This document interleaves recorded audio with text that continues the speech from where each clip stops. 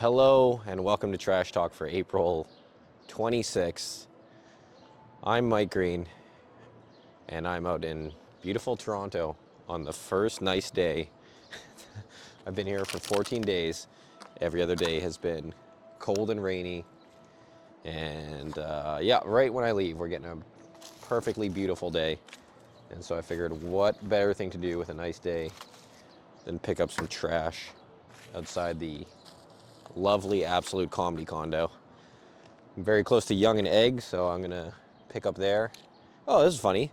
These are seed pod, or maybe not seed pods. Yeah, I guess these are from planting dill, and I just got like a indoor aero garden unit. I'm growing dill myself back at home right now.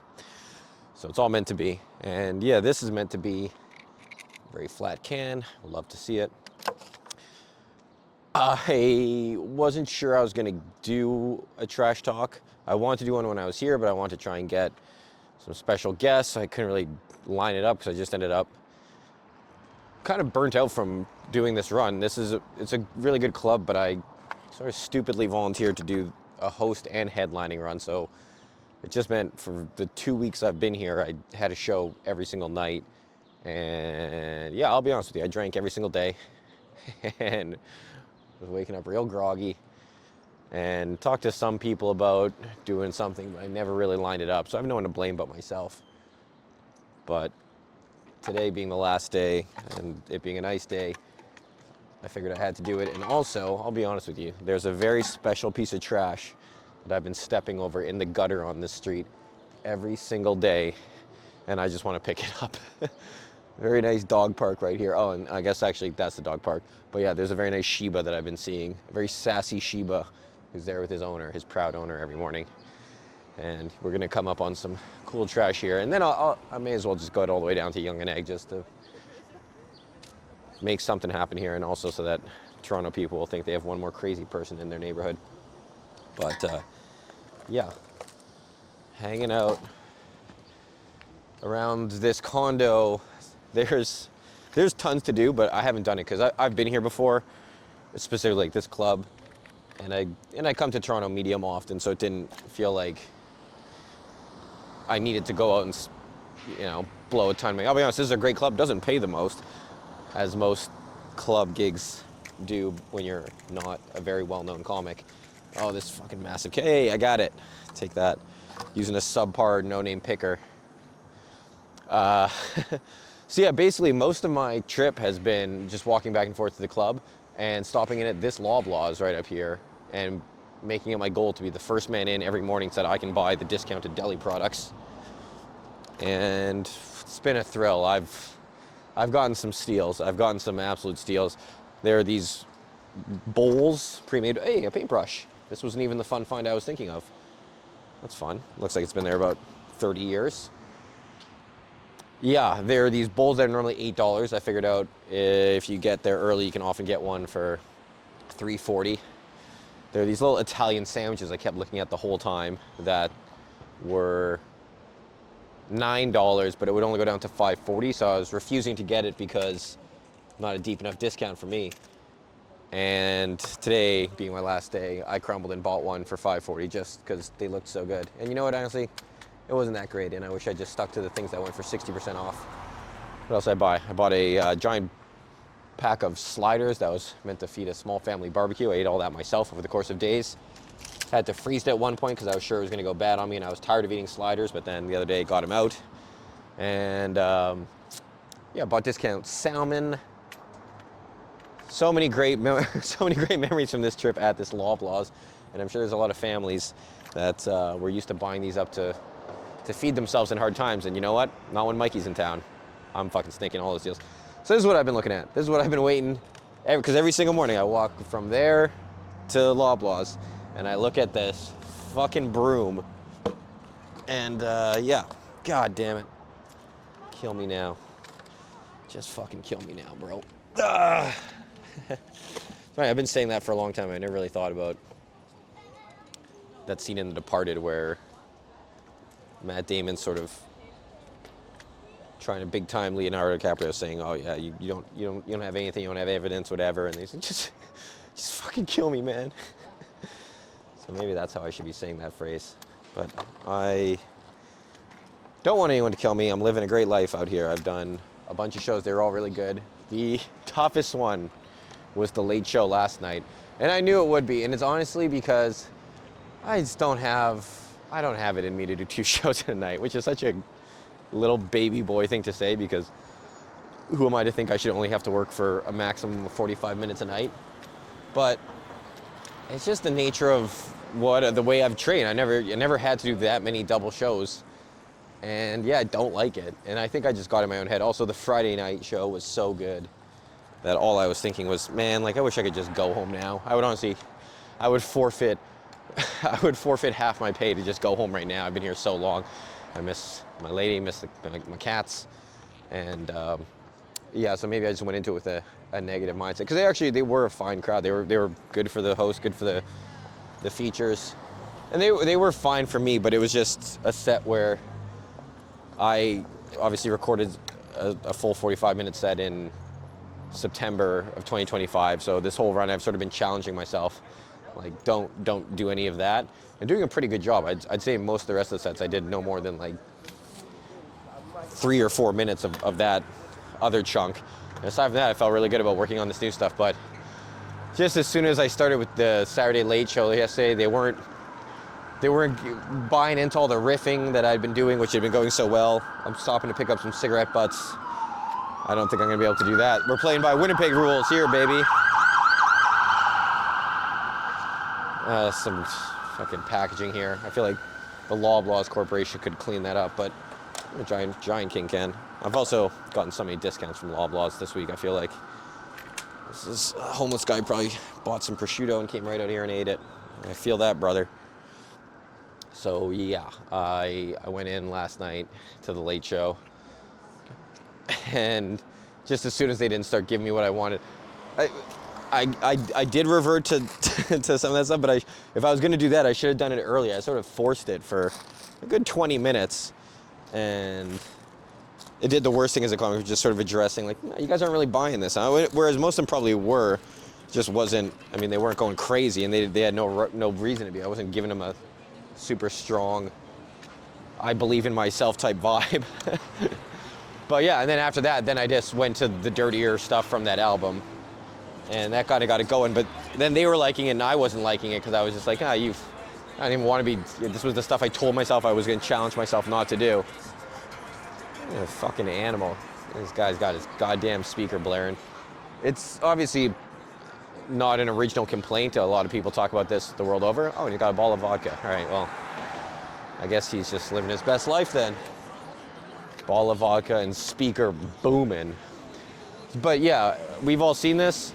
I would say definitely more prevalent in Toronto, and not just because there's more people. Like, there's just more, even per capita, they got more speaker players. I walked by like a 45-year-old man doing it the other day, and he wasn't like a man who was hard on hard times. He was just a man who felt entitled to blast his speaker. I gotta find a dumpster. My arm is already killing me. I don't think I'm gonna be able to get everything into this fucking litter. We're going over there. I think I see a dumpster. The only problem with a solo walk, I actually love a solo walk.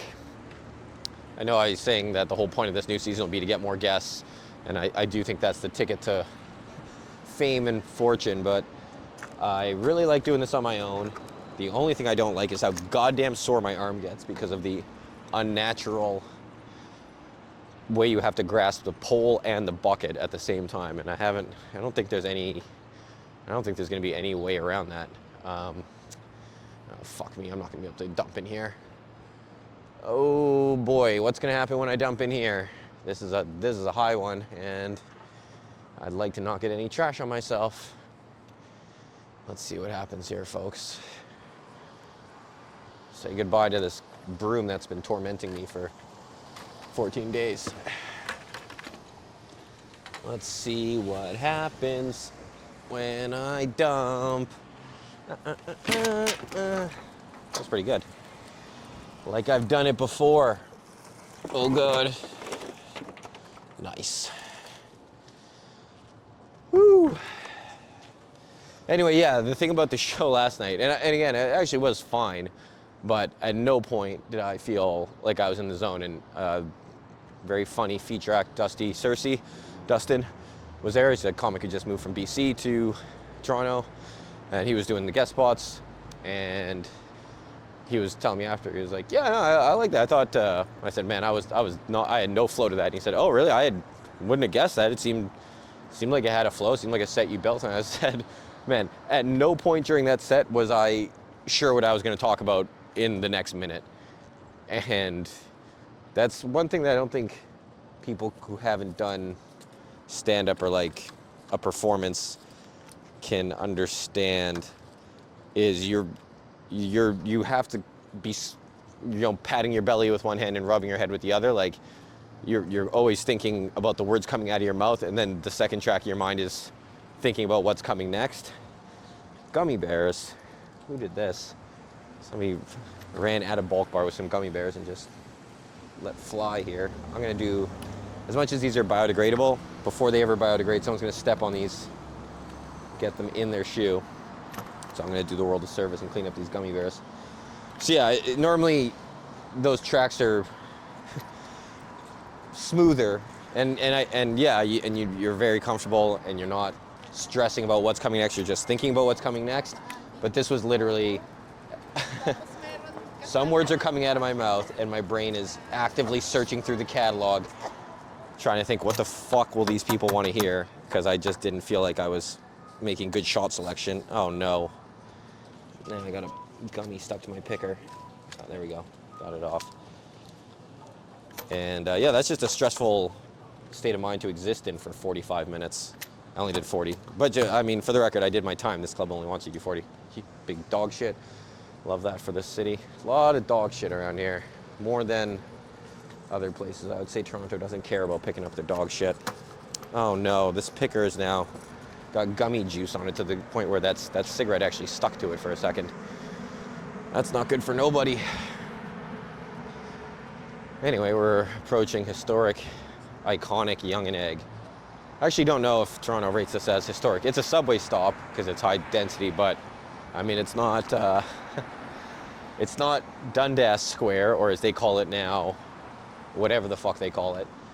The subway stop has been renamed from Dundas Square to TMU, which I guess is for the university there, which is fair. But it's one of the many places that has been renamed because I guess Mr. Dundas was not a very nice guy. And yeah, I don't really know how I feel about that. Obviously in Winnipeg, we renamed Bishop Grandin to Abinogi. I don't know, remember. I still call it Bishop. Not because I am opposed to revisionist history, but just, I can't remember. I think it's Abinogi. I just can't ever remember. It's long and indigenous. And I think here, in an effort to not sort of placate to the indigenous crowd, sounds weird to say, but I think they went with something like of a different ethnicity, just because it's obviously a very blended city, and there's like a lot of whatever demographic it was around there or something. My friend was explaining it was just kind of like a whole other problem, and yeah, I think that's really my complaint against the renaming of these places, more so than is it offensive or not to have these names of old bigots. It's just, yeah, somebody's gonna have a problem with it anyway, and there's other problems we could be working on.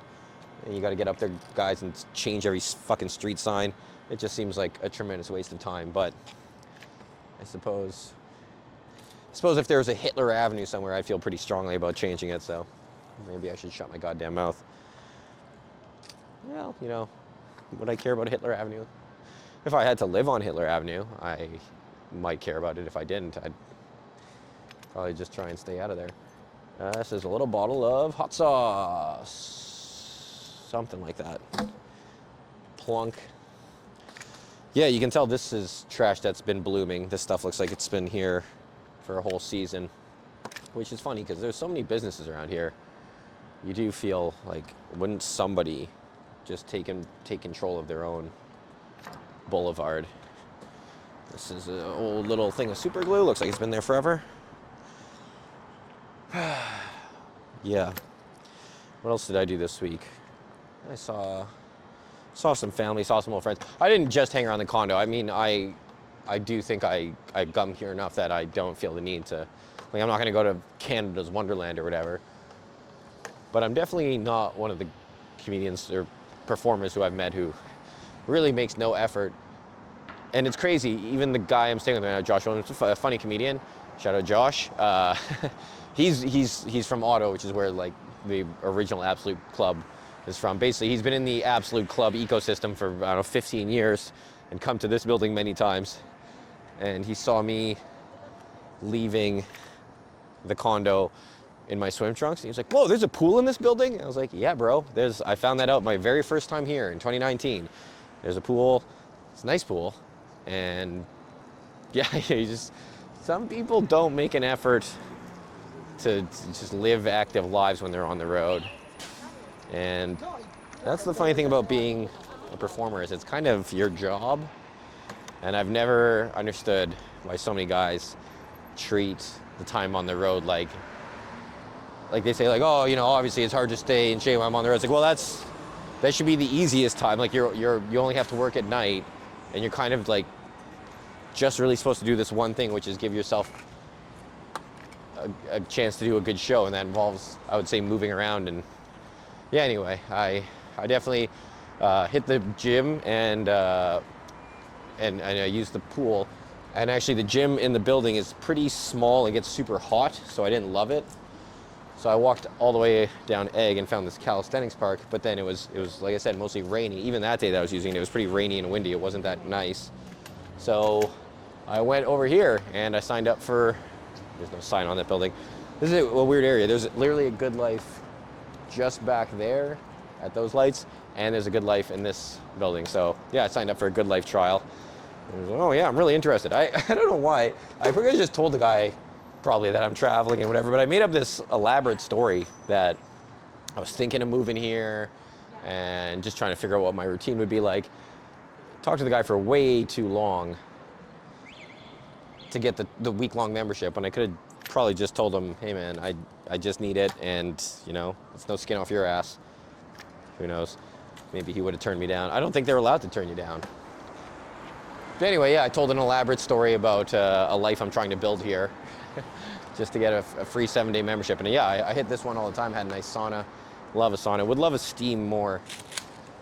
God, I love a steam room. And in fact, a very sad thing happened last year, which was at my favorite steam room in Canada, which was at the Quality Inn. Thank you you get the assist on that. I appreciate that. Yeah, that was gonna go rogue and you stopped it. That was nice. Maybe that's why you pick. You make friends. That was actually pretty awesome if you think about it. She saw what I was doing and she wasn't gonna leave me hanging. And she had to do that peg leg scoot. That was pretty good. Yeah, anyway, my favorite steam room in Canada was in, not Winkler.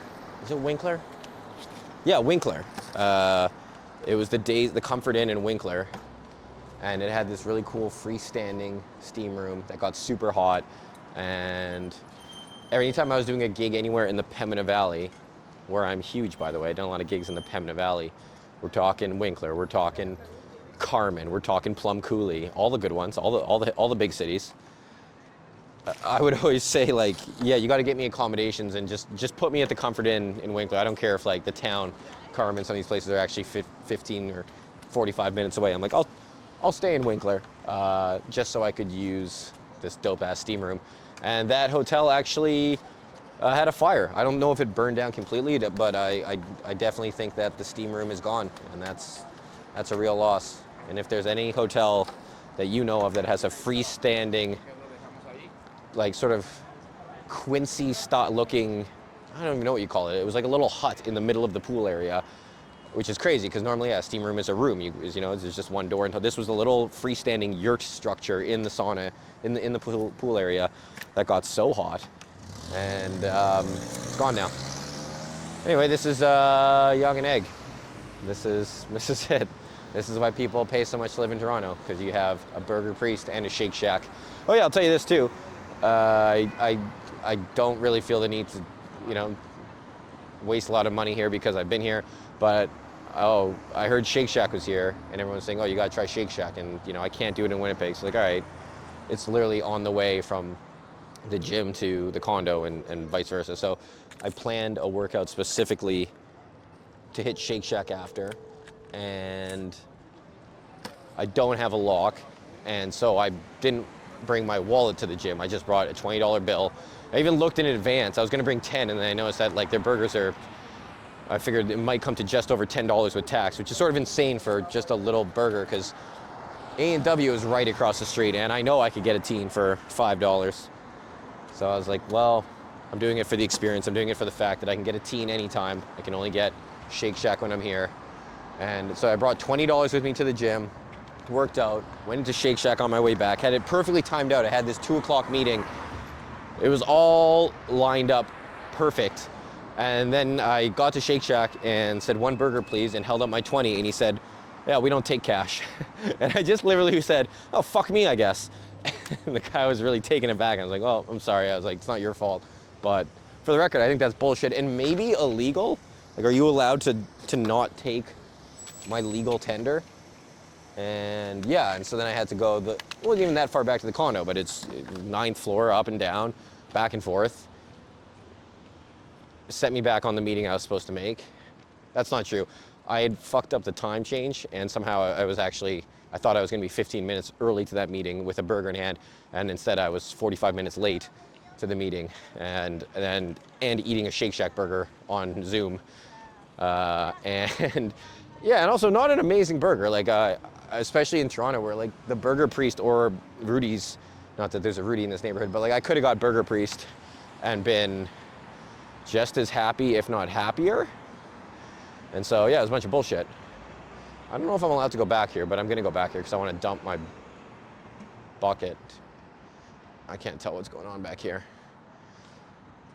I said I'm not sure if I'm allowed back here. I'm almost certain I'm not allowed back here, but I'm just gonna dump this bucket real quick because these look like good dumpsters. God damn, there's a lot of trash back here. I could spend the whole rest of my time just back here, but I think I'll leave the construction people to do that. I wonder what they're building back here. This is, I should really set down the picker when I do this. I'm begging to dump myself with garbage. The way I'm doing it, there's only a matter of time before it gets away from me. I dump garbage onto myself and I drop my bucket at the same time. But yeah, I wonder what's going back here. Josh, the comedian I'm sharing a condo with, is been coming here a long time, and he was saying that that Loblaws that I love, he was like, yeah, that was a hole in the ground for 10 years. Just 10 years. He was thinking like, are they ever going to do anything with this? And then they started doing it, and 2 years later, it's a grocery store and a liquor store and a high-rise tower of apartments. And so I guess that's just Toronto style, baby. Stuff stays looking like this for a long time, and then it's done all at once. But yeah, he's an interesting guy to share the condo with, because he's actually, well, I should say he's a good guy to share the condo with because he has a regular job and he's driving around for his job most of the day.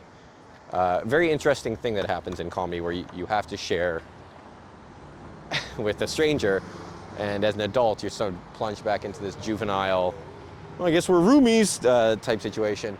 And the week before I was staying with Jen Grant, a super funny comedian. I kind of had met her before, but I never really worked with her.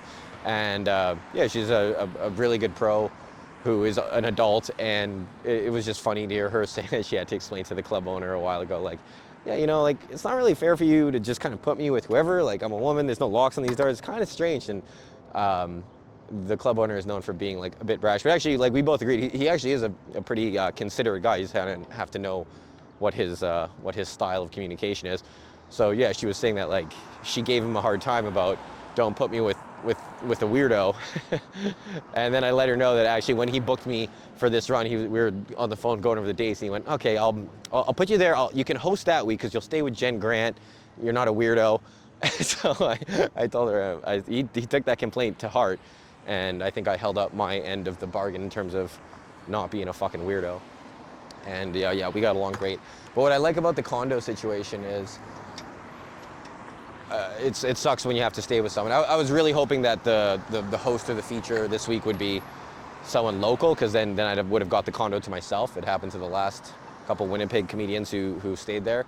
But what I like about the condo situation is I love seeing what's left in the fridge from the last guys, because there's condiments and stuff that lives in the fridge, and I assume whoever's doing the cleaning is looking for spoiled stuff to throw out. But yeah, when I got there, basically there was 2 cartons of eggs and some bell peppers. Basically, it's very funny to stay at the condo and see the remnants of who the last person thought they were going to be, And I was just saying, because most of these guys go on the road, they don't know how to be healthy. So whoever was there last week, I'll make omelets. Probably make an omelet. Yeah, there was mushrooms, peppers, a tomato, and it wasn't spoiled. So it must have been from the very, very last weekend. So whoever was there got all stocked up for the healthy life. This is dangerous. They thought they were going to live, and I reaped all the benefits. The shitty thing is, actually, I got in and I saw that, but I assumed it must have been Jen's. And so I went and bought my own carton of eggs. And then later when I talked to Jen, she was like, no, all my stuff is on the bottom. I have nothing to do with those eggs. So yeah, basically, I've stubbornly been trying to up my egg intake just to get through pretty much 36 eggs in 14 days. And it's not that crazy, because my usual routine is 2 eggs a day anyway. And yeah, I'm I'm pretty close to finished all those eggs. Let's just put it that way. And I even hard-boiled a few, and I intend to take them with me to the airport tomorrow. Oh, this is devastating for whoever this happened to. Oh man, I'm not gonna clean this up. I'll let some squirrel have the fucking time of their lives, but that's a slap in the face. We can all picture exactly what happened here. I will say, a lot of that, if it fell as is, I mean, I don't think it would have been weird for the person to just flip that back over and salvage at least half their fruit tray. But I'm not going to tell anyone how to live. These pigeons will be reaping all the benefits. Yeah, those eggs have got. One pepper, it wasn't gone, but it was getting kind of soft. I ate one of the peppers, and I ate about 3/4 of the tomato. I did what I could in terms of leading a zero food waste lifestyle. Is this a diaper? Oh boy, that's a diaper. Okay, I don't want to put this in my bucket. I'm gonna puke. I have a weird thing about, well, it's not that weird. I don't like shitty diapers. I just want to get it right into there, but it's a diaper. It's a full diaper. I'm gonna pick it up and not look at it and try and get it in there. Jesus Christ. That is why you pick. Oh. Woo. That'll make you feel alive, baby. I wonder what predicament somebody was in where they had to abandon a full diaper right there. Obviously, they were really going through it, so I don't realize I can just take this to my bucket now. Yeah, I probably got to burn this picker now. I don't know. I don't know if I can put this back in the condo. I don't have a way to clean it, and I don't know. We're gonna decide what we do as we get closer to the condo. It feels wasteful to destroy the picker, but it did touch a dirty full diaper, so we'll see how that goes.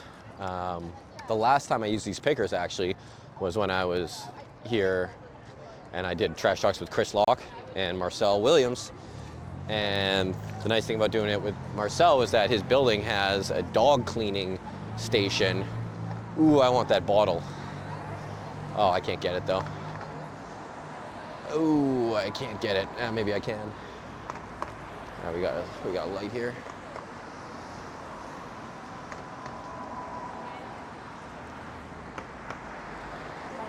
Yoink. Got him.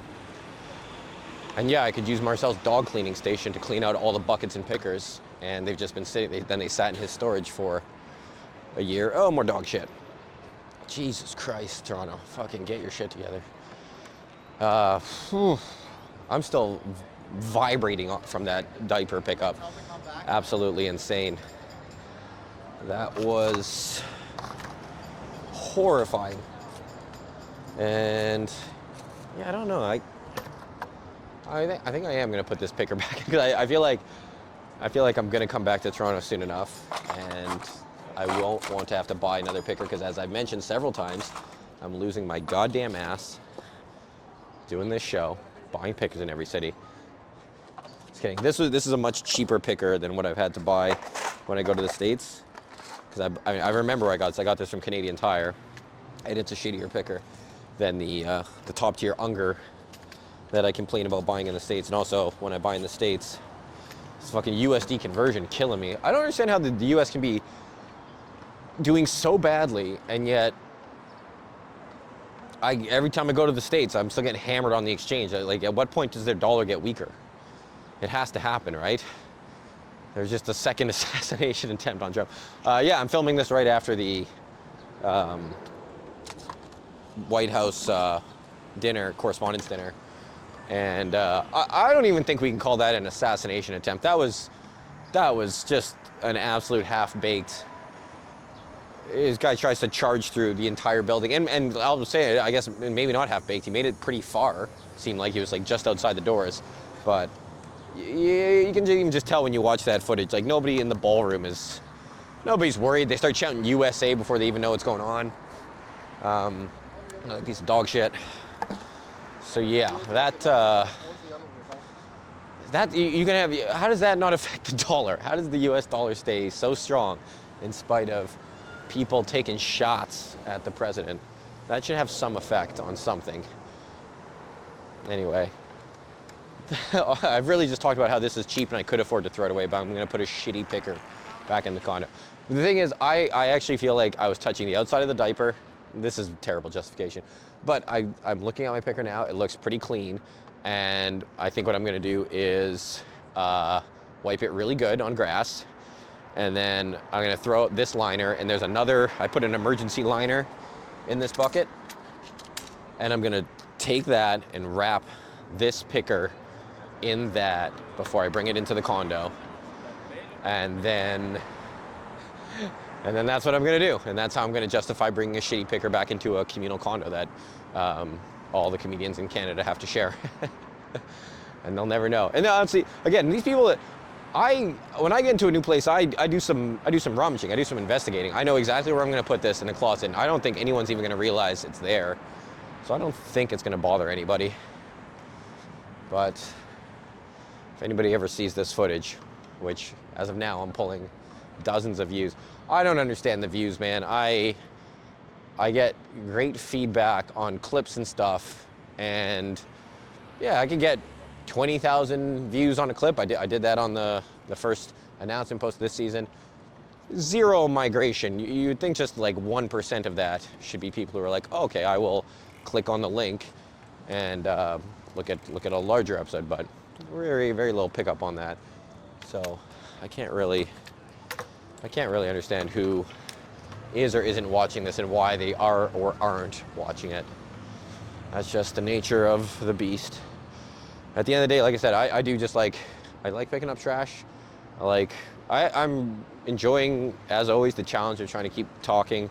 I should really use it to kind of hash out more of the stuff I'm doing on stage, but I feel like I've done some good hashing on stage this week and really brought back some old gold and just had a comfort. Again, yesterday wasn't my favorite show by any stretch, and yet it was actually a fine show. And sometimes that's as important as getting everything you want out of a set is not getting it and just being reminded that, not to brag, but I'm at a level now where my worst show is better than a lot of people's fucking best show.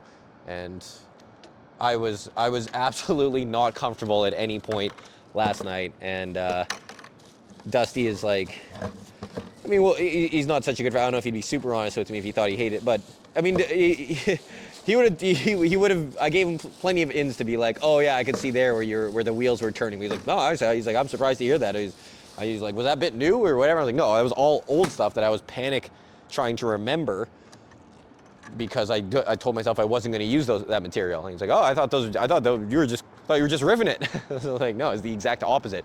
My brain was spinning furiously to recall old stuff. So anyway, I pulled it off, and we're just gonna cut back now. We're gonna call that a fucking day. When you pick up one heavy diaper, you've done your part. Anybody who says otherwise, I'll see you at the fucking showdown. That's not the line I was trying to go for. I was trying to think of There Will Be Blood. When the showdown comes, they won't be there. I couldn't remember it. But the point being, I don't see you out here picking up heavy diapers, so I'll tell you when I've had enough, and I've had enough today. I can't even pick up more in this corridor because I don't want to get my liner dirty. Yeah, good times. Good times out in beautiful, sunny Toronto. Hopefully next time I come here. Yeah, I should. There's really no excuse for why I didn't get guests this time. I could have at least got some of the comedian friends, but man, there's people who are just hard to line stuff up with sometimes, and only so much you can do waiting on other people, and you just know, oh, I can do it myself, and it'll go exactly the way I want. So I still should have reached out to someone and made the effort to get around. And then also I had a line on someone who's pretty plugged in socially here, and I kind of just assumed, oh, well, they'll get me some rapper and probably an Instagram babe, and that'll juice my views like crazy. And yeah, you can't really rely on other people to do your dirty work for you, especially if you're not paying anybody anything. I would have actually paid for a decent link, a decent connect this time, and maybe that's what it'll come to next time. I joke about losing my ass. It's all petty cash. Use $60 here, $60 there. If I had to spend $100 to get a really fun, great episode, yeah, that's what I'm telling you. That's my budget. If you wanna shake me down, that's the upper limit. I wonder who I would actually pay $100 for. I'll be honest. They would have to be someone I actually respect or very attractive. If I could just give me a supermodel in the thumbnail. I know what that does for views. That's all you want, right? Okay, I'm gonna break down here so I can wrap this picker in my emergency liner. That was pretty good though. I do feel a lot better about myself. I was laying around really wallowing